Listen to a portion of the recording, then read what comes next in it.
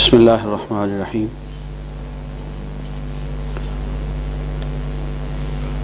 قرآن مجید میں چند کردار ہیں جو بار بار بیان ہوئے ہیں۔ ایک کردار فرعون کا ہے، ایک حامان کا ہے، ایک قارون کا ہے، اور ایک آزر کا ہے یا سامری کا ہے۔ فرعون وہ شخص جو اقتدار کا بھوکا ہے اور ہر قیمت پہ اقتدار اپنے پاس رکھنا چاہتا ہے۔ حامان وہ شخص جو فرعون کا اعلی کار ہے، فرعون کے سامنے سجدہ ریز ہے، لیکن عوام کو ذلیل کر رہا ہے، عوام پہ ظلم کر کے عوام کو فرعون کے سامنے سجدہ ریز کرتا ہے اور خود بھی اس کے سامنے سجدہ ریز ہے۔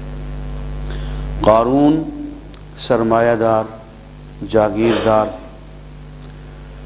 جو عوام کا خون نچوڑتا ہے، خون چوستا ہے، اور فرعون کو بھی اور حامان کو بھی خدمت دیتا بھی ہے اور ان کو استعمال بھی کرتا ہے عوام پہ ظلم کرنے کے لیے۔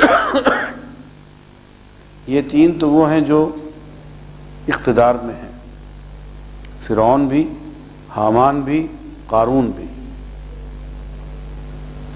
تیسرا چوتھا جو ہے سامری یا آزر، یہ مذہبی پیشوا ہے، یہ جھوٹے مذہب کا نمائندہ ہے، جو کہ وقت کے نمرود کا یا وقت کے فرعون کا کارندہ ہے، اور شعبدے بازیوں کے ذریعے سے، اپنی خطابت کے ذریعے سے، اپنی کیا کہنا چاہیے جھوٹی کرامات کے ذریعے سے وہ عوام کو اپنے قابو میں لے لیتا ہے۔ وہ گوشالہ بنا لے، بچھڑا بنا لے، لیکن کوئی طریقے وہ بت گھڑ لے آزر کی طرح، لیکن وہ سجدہ ریز فرعون کے سامنے ہے، نمرود کے سامنے ہے، اعلی کار وہ حامان اور قارون کا ہے، لیکن نام وہ اللہ کا لیتا ہے، بھگوان کا لیتا ہے، بتوں کا لیتا ہے، مذہب کا لیتا ہے۔ یہ چار بڑے بڑے کردار ہیں جن کا قرآن مجید میں مختلف پیرایوں میں، مختلف انداز میں ذکر کیا گیا ہے۔ سامری کا ذکر جو ہے وہ بڑے سخت انداز میں کیا گیا ہے، اور اس کو جو سزا دی گئی ہے وہ یہ ہے لامساس، کہ لوگوں میرے قریب نہ آؤ۔ حضرت موسیٰ علیہ السلام نے اس کو جو سزا دلوائی وہ یہ تھی کہ اگر لوگ اس کے پاس جاتے تو اس کو الجھن ہوتی تھی، اس کو تکلیف ہوتی تھی، وہ پریشان ہوتا تھا، وہ کہہ رہا تھا مجھے ہاتھ نہ لگاؤ، میرے قریب نہ آؤ۔ یہ سزا اس لیے دی گئی کہ اس نے وہ جو ڈھونگ رچایا تھا بچڑے کا، گوسالے کا، اس کو اس نے جھوٹا خدا بنایا تھا، وہ لوگوں کو اکٹھا کرنے کے لیے تھا، لوگوں میں پیشوا بننے کے لیے تھا۔ اس کو سزا دے دی گئی کہ اب وہ لوگوں کو دیکھتے ہی وہ بھاگتا تھا۔ یہاں ایک اہم بات میں آپ کی خدمت میں عرض کرنا چاہتا ہوں، وہ یہ ہے کہ اللہ کا نبی جب دین کی دعوت دیتا ہے تو وہ ہر قیمت پہ لوگوں میں اتحاد قائم رکھتا ہے، وہ قوم کے دو ٹکڑے نہیں ہونے دیتا۔ سامری نے بدماشی کی، اس نے بچھڑا بنایا اور لوگوں کو اس طرف متوجہ کر دیا۔ حضرت موسیٰ علیہ السلام دیکھ کے گئے تھے، حضرت ہارون کو اپنی عمارت دے کے گئے، چارج دے کے گئے، اپنا جانشین بنا کے گئے۔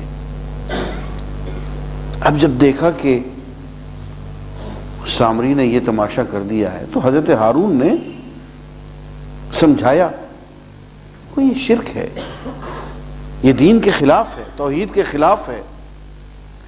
لیکن ہارون علیہ السلام نے سامری کے خلاف اور سامری کے ماننے والوں کے خلاف ایسی کوئی کارروائی نہیں کی کہ جس سے قوم دو حصوں میں ٹکڑے ہو جاتی۔ بہت اہم بات ہے۔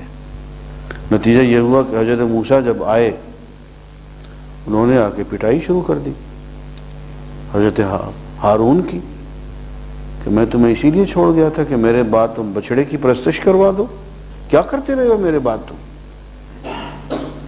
تو حضرت ہارون کا جو جواب ہے اس موقع پہ بہت ہی عبرت آموز ہے۔ کہتے ہیں کہ میرے بھائی کے، میری ماں کے بیٹے، میرے بھائی، مجھے بالوں سے نہ پکڑ، سر سے نہ پکڑ، مجھے داڑھی سے نہ پکڑ، لوگوں کے سامنے مجھے ذلیل و رسوا نہ کر۔ میں نے اس کے خلاف کارروائی صرف اس لیے نہیں کی کہ ان تقولا، کہ تو ہی آ کے مجھے کہتا فرقت بین بنی اسرائیل، کہ تو نے بنی اسرائیل کو فرقہ فرقہ کر دیا، ٹکڑے ٹکڑے کر دیا۔ اب دیکھیں عزیزوں کہ اللہ کا ایک نبی گوسالہ پرستی کو، بچڑے کی پوجا کو برداشت کرتا ہے، فرقہ پرستی کو برداشت نہیں کرتا۔ باقی باتیں بعد میں کریں۔